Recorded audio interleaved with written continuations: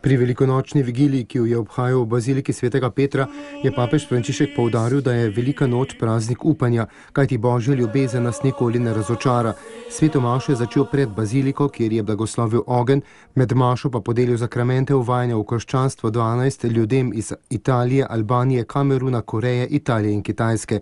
Med njimi je bil tudi veleposlanik Južne Koreje pri svetem sedežu.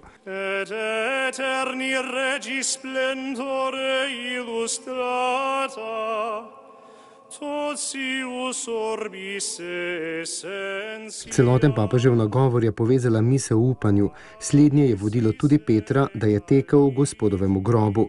Ni sedaj razmišljal ali pa ostal doma kot ostali. Iskal je Jezusa in ne samega sebe. Izbral je pot srečanja in zaupanja. To je bil na nek način, po papeževih besedah, začetek Petrovega vstajenja.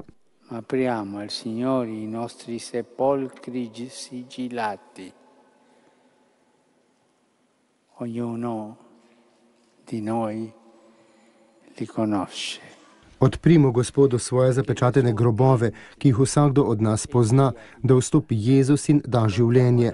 Prinesimo mu kamenje zamer in skale preteklosti, težke gmote, slabosti in pacev. On hoče priti nas sprejeti za roko, da nas potegne iz stiske. To pa je prvi kamen, ki ga je treba to noč odvaliti. Pomankanje upanja, ki nas zapira same vase.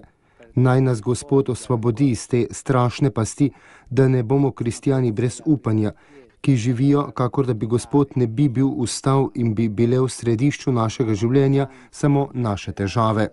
Je dejal sveti oče in dodal: danes je praznik našega upanja, ničesar in nišče nas ne bo mogel nikoli ločiti od njegove ljubezni.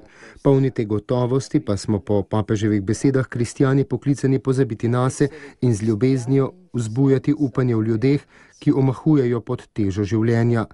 Sicer bomo mednarodna organizacija z velikim številom privržencev in dobrimi pravili, vendar nesposobni darovati upanje, katerega je žejen svet, je dejal papež Frančišek.